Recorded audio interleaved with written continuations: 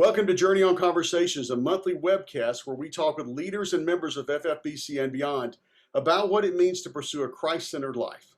My name is Ronnie Reid, and I'm the worship pastor here at FFBC. And this month, we're going to be talking with Lauren Batule and Paul Ashworth, who are both members of the worship ministry. These people both are special to me and do an incredible job.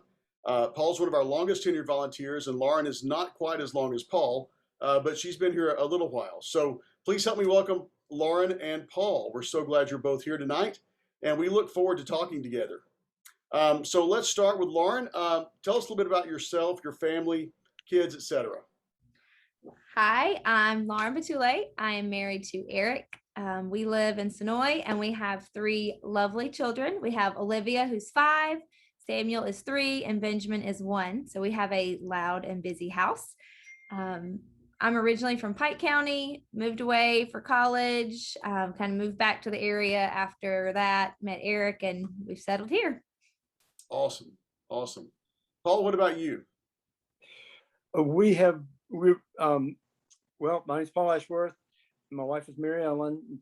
She's also the church receptionist. We've been married for 43 years, had 3 children, Gregory, Lisa, and Julie, and they're all grown and have families of their own now, and moved out of the house.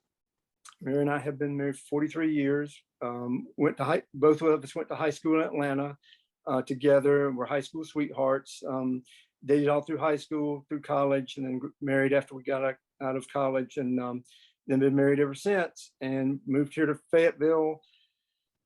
I think it was about late 1980s, and so we've lived here for a little over 30 years, and I'm an accountant, and we're empty nesters, of course, except for we have our dog it's our baby now, so we have fun with him. But Awesome.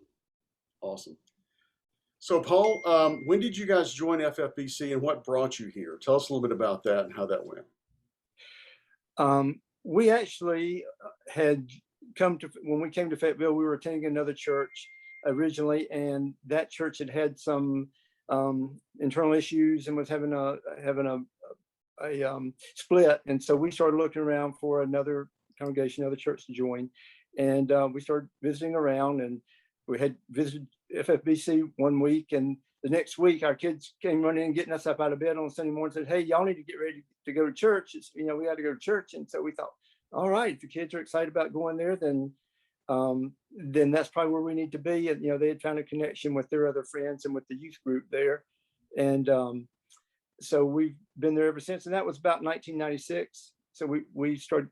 Well, we actually came to the church a few years before that. We actually joined in 96, but we attended for a few years before we actually joined. So okay, cool. It does make a difference when the kids find a connection. That's a huge thing, especially in the teenage years. Yep. It has a big influence. Absolutely. What about you, Lauren?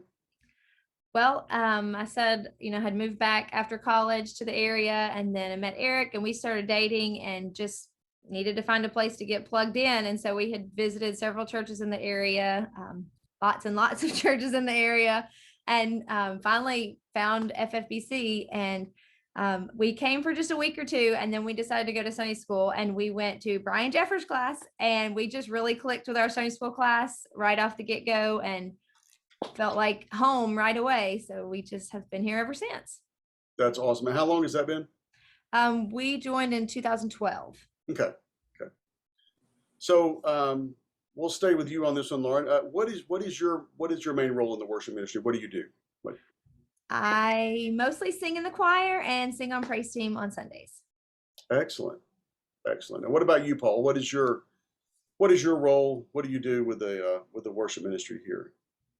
Well, I guess my main role on Sunday mornings is playing bass guitar, and during the week I interface with other musicians, scheduling musicians, and filling slots when we have people that are going to be out, and trying to help keep Ronnie straight. That's a full-time job in itself. I understand that. Trust me. So Paul, how did you come to be a part of the worship ministry? Tell us a little bit about how that came to be, because I know you were actually playing when I got here, and that was almost 16 years ago. So you had already been involved for a little while before that. Yeah, it's kind of long story. I don't know if it's an interesting story, but it's kind of a long story. And that, like I say, we had attended for a number of years um, before being involved in anything, actually. But at the time when we first came to the church, they had a very small orchestra, very small orchestra. I mean, it was made up of, maybe a couple of violin players, maybe a flute player or two, and a couple of trumpet players, and just really small group of people. And we'd come here Sunday after Sunday, and I'd say, hey, well, I played saxophone growing up and all in the high school, and thought, well, maybe they could use a saxophone player. Maybe I could participate in that. Wanted to find some way where I could participate, and I said, well, maybe I could play saxophone. So I talked to the director at the time and wanted a saxophone player. So he said, sure, come on. So I started coming on Sunday mornings, bring my saxophone and playing in the little group that was there. And then through my son had wanted to learn to play bass guitar so he could participate in the youth praise band. And so I taught him a few things, the notes on the bass guitar, and so that he could do that. And so once he started playing, they said, well, who taught you? And so I said, my dad. Well, the music director at the time, choir director, had been looking for somebody to play bass because there were some songs he wanted to do that he needed a bass guitar for. And so he put word out to me that he was wanting somebody to come play. So I went and played. And so I'd rotate in between saxophone and then play bass on certain songs that they wanted it. And then after a while, it just got to be, they said, just leave the saxophone at home, just play bass full time. And so that's kind of how it evolved and how I came to be a part of it. And it's just, ever since, it's just been the highlight of my week to come and play the music and help lead in worship. I mean, it's just an honor. Absolutely. Well, we love having you, and you do an amazing job. What year would you say that was that you started playing? Probably in that 96 time frame, 96, wow. 98, something like that. Yeah. That's amazing. In that time frame. That is awesome. Yeah, you're definitely a mainstay here. So and you have no permission to leave either. So don't get any ideas. What about you, Lauren? Tell us a little bit about how you came to be part of the worship ministry here. Well, I always have loved singing, loved music, always kind of sang in the choir, different groups throughout college, and have just always been drawn to music. So it just kind of was a natural progression. Once we joined here, I wanted to find a way to get plugged in, and we didn't have kids at the time. So it was a great spot filler for me. And I have just loved singing and leading in worship. It's just an honor to do that. So it's Absolutely. Always just fun to get to. And recently your husband's been able to jump in with us. Yes, he's got a background in sound technology stuff. So yes, he loves to be involved and get to help with that too. Yeah, so the amazing quality that we hear online is from your husband, because he does our online mix now. That's true. So he does it's definitely improved. Yes, absolutely. He does a great job with that. So thanks to you both. Tell me what, Paul, we'll talk with you. What do you enjoy most about what you do? What is you mentioned as a highlight of your week, but what do you enjoy most about your position? Well, playing music in general is just a lot of fun to me, just really fun. I think to most musicians, that's the case. Most people play an instrument, that's the case, that they have a passion for it. But it's hard to put in words, actually, in some ways, because I know that I'm just playing an instrument, and there's nothing that I'm going to play that's going to lead somebody to the Lord or going to lead somebody, but just helping to create that environment of worship that that helps to lead people and that touch people, because music touches people in ways that nothing else does so many times. And if we can just create that environment, whether it be through an uplifting song or through a song that helps them through a tough time or whatever, it's just so meaningful. And playing other types of music, which of course, I have over the years played in different types of bands, rock bands, and big band groups and jazz bands, that kind of stuff. But there's nothing more fulfilling than playing this music that has such a deep meaning and that can touch people's lives in such a way. And it's just you just look forward to it every Sunday morning. Just the fact that you feel like people and people express that they appreciate what you do and they appreciate your participation in it. And so if we're helping people to worship and help them, I mean, when you think about it, we're helping people worship the God of the universe. I mean, it's just amazing that we can be a part of that, and that we can. It's almost hard to comprehend. It's hard to comprehend that we can be used as a small part of that, and that throughout your life you've been prepared in some way to be able to do that. It's just how God worked that together. It's just amazing to me. Amen. Amen. What about you, Lauren? What do you enjoy most about what you do? A lot of what Paul said, actually. Music, I don't play an instrument, but I play my voice is what I say. And that's always been something fun to me. I do enjoy it. So it is just fun. But really getting to stand on stage and see the congregation worshiping, you can see a lot in people's faces, and to watch them worship a lot of times brings me to worship, to watch other people.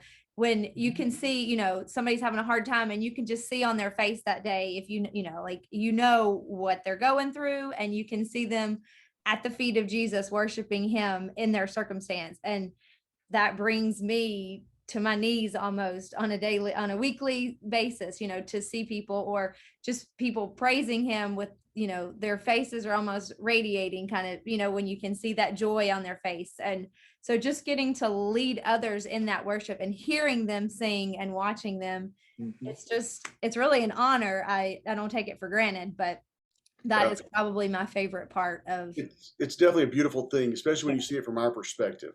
Yes. You know, a lot of the congregation, a lot of times they don't realize that we're seeing their feedback, and it helps us to facilitate worship even more.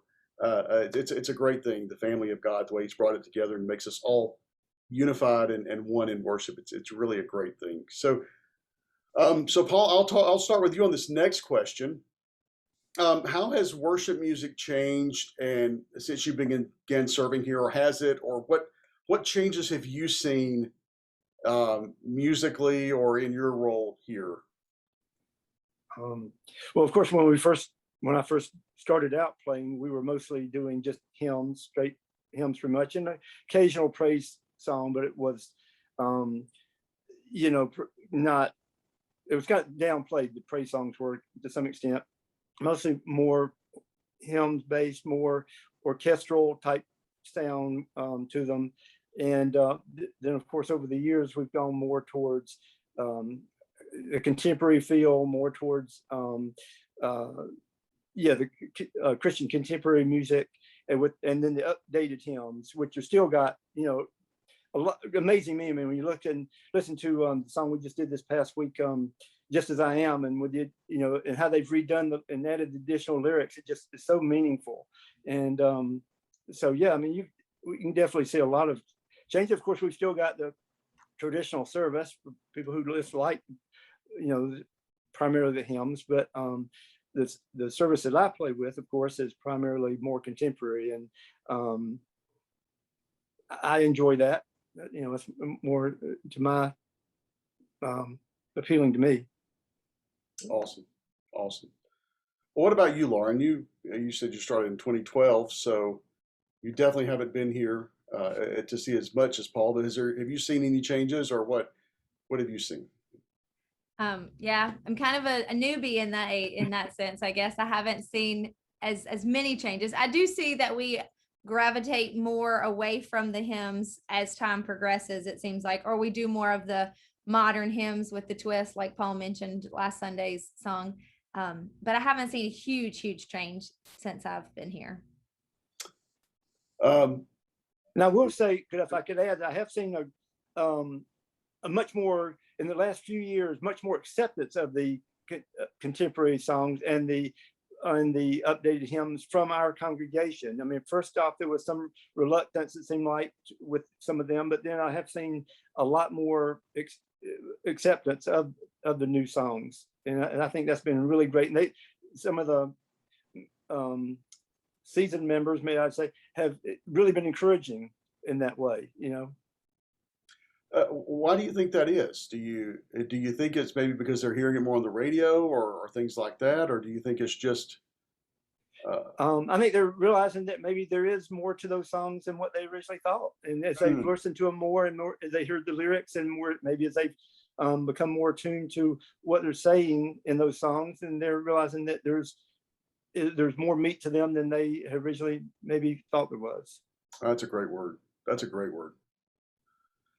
So as you all know, we just came out of, and technically I guess we're still in the COVID season, but we just came out of a year's worth of shutdowns and closures. So how did the COVID season impact you and the way that you serve here at Fayetteville First Baptist? Who are you asking? You go ahead. You go ahead. Oh, Paul. me. Okay. Sorry. Yeah. Okay. Well, of course, for me, it completely halted it for about 6 weeks because, of course, I had COVID and couldn't participate and couldn't do anything. And I was at home watching services on TV on Sundays, and my heart was wanting to be there playing, because, and of course, we had to at the time we were doing multiple services to kind of have less people in the congregation if we had anybody, and then for a time we could not even have anyone in the service. So not getting that feedback from the congregation as to whether what you were doing was making an impact, it was kind of hard to like it was. But then we have to realize that we're not doing this for ourselves, and we're not doing this for them. We're doing this for the Lord. And so we just have to make our best offering that we can make and do the best thing and let him use it the best way he sees fit. And so that's, all we could do at that time, to stay upbeat and stay encouraged about it.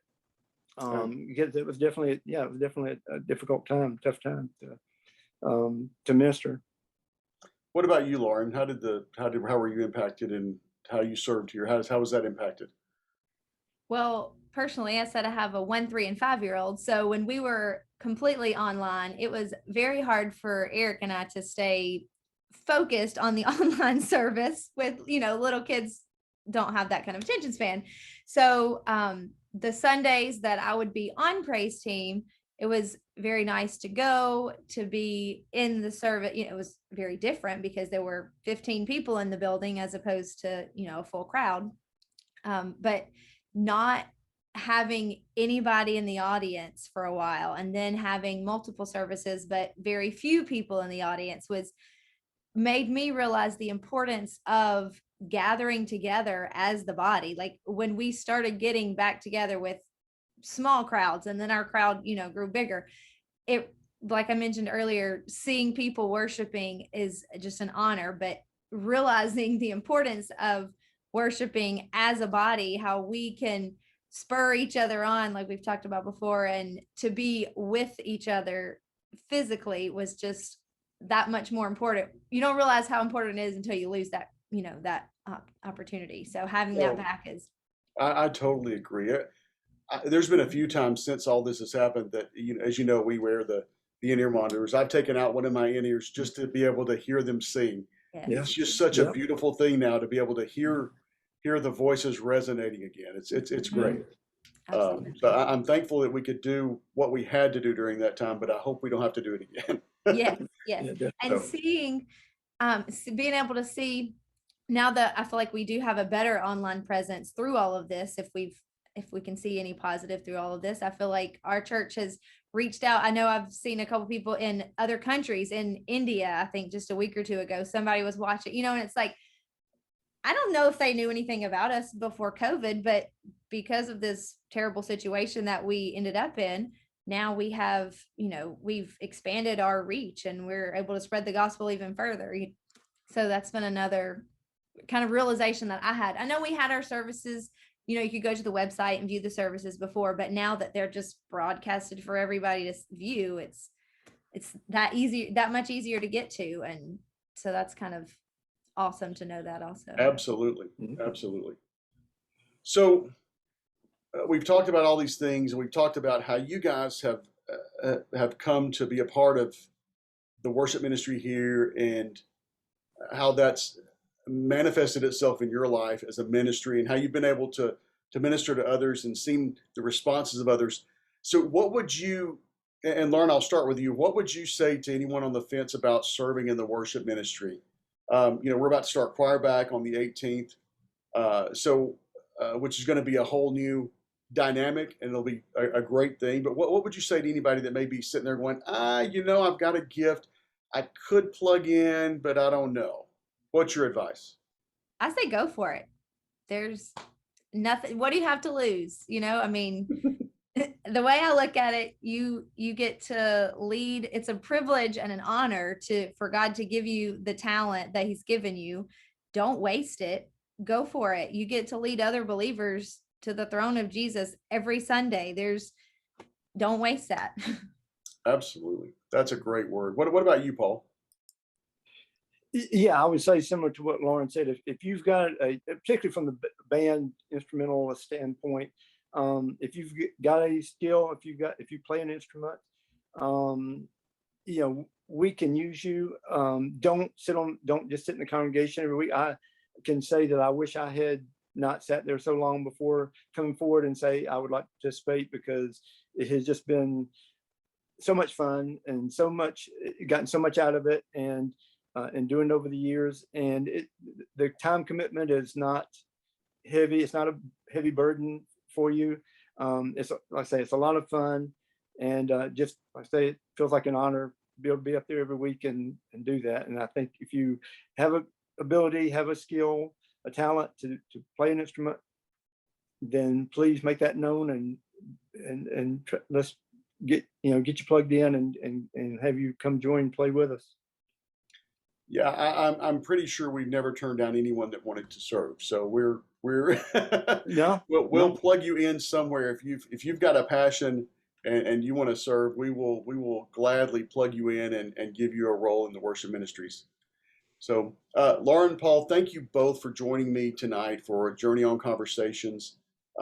It's been a lot of fun, and I really thank y'all for taking your time out of your busy schedules to do this. I'm really grateful for it. And thank you all who watched this week. We're thankful for you as well. And remember that the journey is the destination. So journey on.